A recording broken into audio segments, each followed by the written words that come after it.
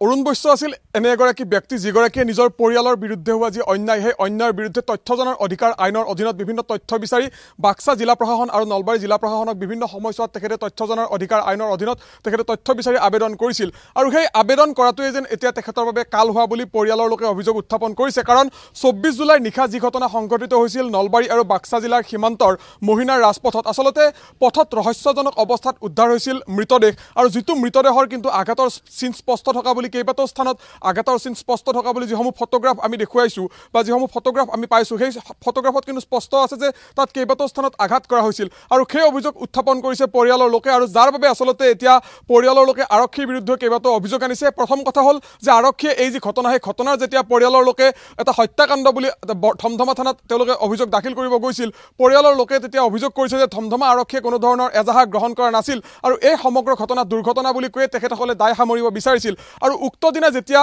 আৰক্ষীয়ে বাৰম্বাৰ আবেদন নিবেদন কৰিছিল তাৰ পিছত তেওঁলোকে তেজৰ নমুনা সংগ্ৰহ কৰাৰ বাবে চিপছৰ পেকেট মই পুনৰ কৈছোঁ চিপছৰ পেকেটত তেওঁলোকে তেজৰ নমুনা সংগ্ৰহ কৰিছিল ধমধমা আৰক্ষীয়ে আৰু যাৰ পাছত আচলতে এতিয়া দেখিবলৈ পোৱা গৈছে কালিৰ দিনটোতো ধমধমা আৰক্ষী চকীৰ বাহিৰভাগত এই স্থানীয় ৰাইজে যথেষ্ট প্ৰতিবাদ কৰা পৰিলক্ষিত হৈছিল এই মুহূৰ্তত পৰিয়ালটোৰ সৈতে মই আছোঁ মই পত্নীৰ ওচৰলৈ মই যাব বিচাৰিম বাইদেউ আপোনাৰ ওচৰলৈ আহিছোঁ আপোনালোকে কৈছে ইয়াত দুৰ্ঘটনা নহয় এটা হত্যাকাণ্ড কিয় আচলতে হত্যাকাণ্ড বুলি আপোনালোকে ইয়াক বিবেচনা কৰিবলগীয়া হ'ল বা কিয় আপোনালোকে হত্যাকাণ্ড বুলি ক'ব বিচাৰে তেখেতৰ গাত ইয়াতে ঘাঁ মাৰাৰ অস্ত্ৰ চকাৰে ঘাঁ মাৰাৰ হেৰি আছে চিন আছে ইয়াত মাৰাৰ চিন আছে পিছত এই ভৰিত মাৰাৰ চিন আছে মই দেখা পাইছোঁ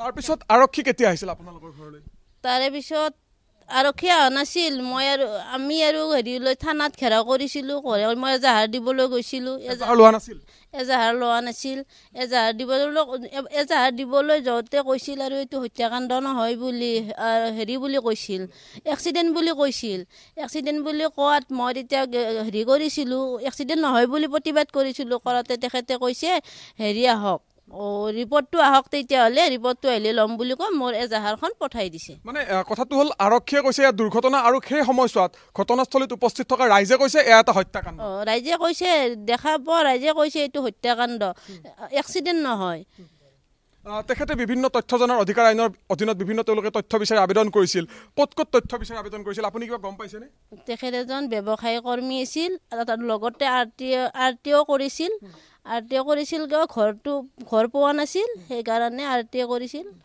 আৰু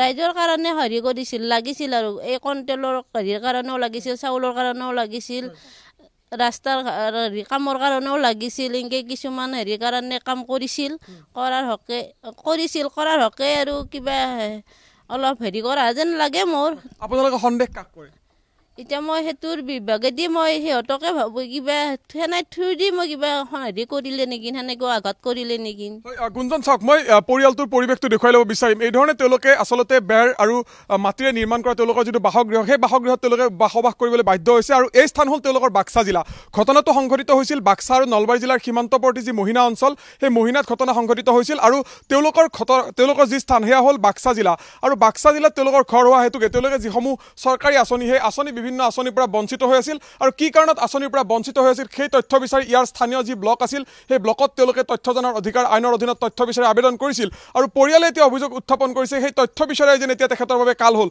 স্থানীয় ৰাইজ আছে অকণমান আপোনাৰ ওচৰলৈ আহিছোঁ আচলতে হৈছিল কিয় আচলতে এই ধৰণে আপোনালোকে হত্যাকাণ্ড বুলি বিবেচনা কৰিবলগীয়া হ'ল কিয় আৰক্ষীৰ বিৰুদ্ধে প্ৰতিবাদ কৰিবলগীয়া হ'ল হয় নমস্কাৰ আপোনালোকক ধন্যবাদ জনাইছোঁ ইয়াতে আহি খবৰটো লোৱাৰ কাৰণে আচলতে এইটো খুব দুৰ্ভাগ্যজনক ঘটনা ধমধমা আৰক্ষী চকীৰ প্ৰায় 500 মিটাৰৰ ভিতৰতে এনেকুৱা এটা ঘটনা ঘটাৰ ফলত আমি ভাবিছোঁ আৰু আৰক্ষী প্ৰশাসনৰ যিটো ব্যৰ্থতা পুনৰবাৰ উদঙাই দিছে এতিয়াও আমাৰ আৰক্ষী অঞ্চলৰ প্ৰধান জি.পি. সিং ডাঙৰীয়া আৰু গৃহ বিভাগৰ দায়িত্বত থকা মুখ্যমন্ত্ৰী ডাঙৰীয়াৰ ওপৰত আস্থা আৰু বিশ্বাস সম্পূৰ্ণৰূপে আছে আমি ভাবিছোঁ এই ক্ষেত্ৰত তেখেতসকলে হস্তক্ষেপ কৰি এই হত্যাকাণ্ডৰ যিটো মূল হত্যাকাৰী বা ষড়যন্ত্ৰকাৰী তেখেতসকলক অতি শীঘ্ৰেই কৰায়ত্ব কৰিব আৰু দোষী কঠোৰ শাস্তি বিহি আমাৰ এই পৰিয়ালটোক ন্যায় দিবলৈ আশা কৰিছোঁ তাৰোপৰিও এই পৰিয়ালটোৰ একমাত্ৰ তেখেত উপাৰ্জনকাৰী আছিল গতিকে এতিয়া পৰিয়ালটো নিশ্চিতভাৱে আৰ্থিক সংকটত ভুগিব এই ক্ষেত্ৰত প্ৰশাসনে বা চৰকাৰৰ ফালৰ পৰাই যাৱতীয় পদক্ষেপ গ্ৰহণ কৰিব বুলি মই আশা কৰিছোঁ কিন্তু দুৰ্ভাগ্যজনক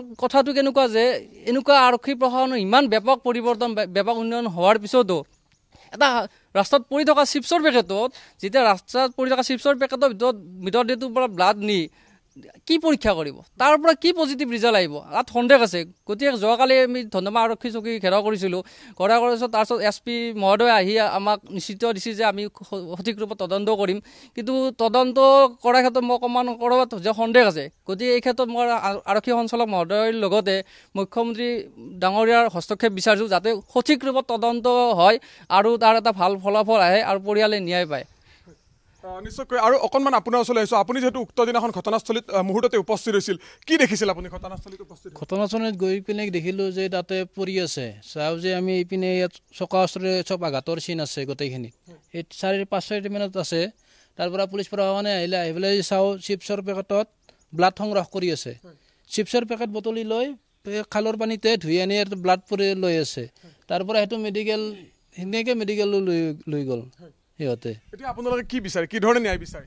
আমি ন্যায় বিচাৰোঁ। তেখেতৰ কোনো এক্সিডেণ্ট হোৱা নাই, তেখেতৰ মাৰ্ডাৰে হৈছে। এইটো মাৰ্ডাৰৰ কাৰণে আমাক প্ৰশাসনে কিবা ন্যায় বিচাৰি দিলে ভাল হয়। হত্যাকাৰীক বিচাৰি উলিয়াই শাস্তি দিব লাগে। অকণমান আপোনাৰ ওচৰলৈ আহিছোঁ, কি ক'ব বিচাৰিব গোটেই ঘটনা সন্দৰ্ভত, কি ক'ব বিচাৰিব? হয়, মই প্ৰথমে ND24ক ধন্যবাদ জনাইছোঁ আমাৰ ইয়ালৈ পৰিয়ালৰ ওচৰলৈ অহাৰ বাবে। মই অৰুণ বৈশ্যৰ হত্যাকাৰীক তাৰমানে ন্যায় দণ্ড হোৱাটো বিচাৰিছোঁ। আৰু লগতে পৰিয়ালটোৰ যিটো এটা পানী ধাৰা নচৰা অৱস্থা, এইটো আমি চাই সহ্য কৰিব পৰা নাই। সেয়েহে অসমৰ জনপ্ৰিয় মুখ্যমন্ত্ৰী হিমন্ত বিশ্ব শৰ্মা ছাৰলৈ মই কাটৰে অনুৰোধ জনাওঁ, যাতে এই দুখীয়া পৰিয়ালটোৱে যাতে এটা ন্যায্যপ্ৰাপ্তি লাভ কৰে।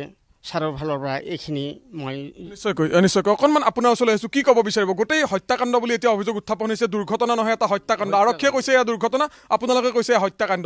কিয় হত্যাকাণ্ড বুলি ইয়াক সংঘটিত কৰিবলগীয়া হ'ল আপোনালোকে? কিয় এই ধৰণৰ আপোনালোকে বিবেচনা কৰিবলগীয়া? এইটো হত্যাকাণ্ড বুলি আমি দেখা পালোঁ যে আঘাতে মাৰিছে ডেগৰ, আৰু পেটত মাৰিছে ডেগৰ, আৰু টিকনিত মাৰিছে ডেগৰ, আৰু পিঠিত মাৰিছে ডেগৰ। সেইকাৰণ আমি হত্যাকাণ্ড বুলি ভাবি আছোঁ।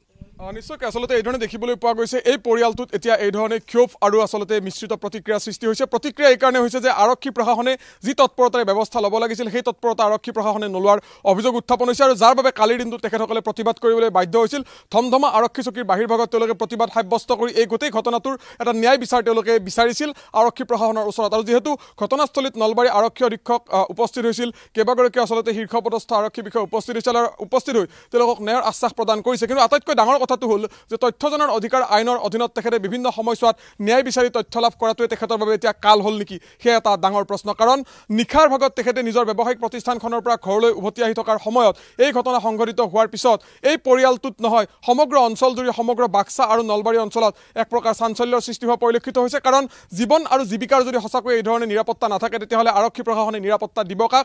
অপৰাধীক আৰক্ষী প্ৰশাসনে কি ধৰণে চিনাক্ত কৰি উলিয়াব, সেয়া এটা ডাঙৰ প্ৰশ্ন।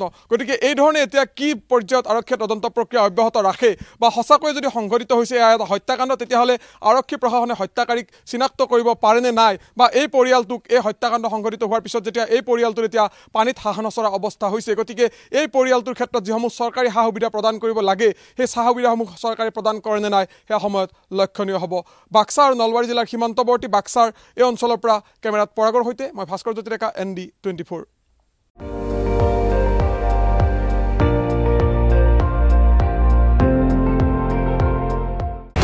আপুনি চাই আছে ND24, সৰ্বশ্ৰেষ্ঠ নহয়, সৰ্বোত্তমৰ দৌৰ।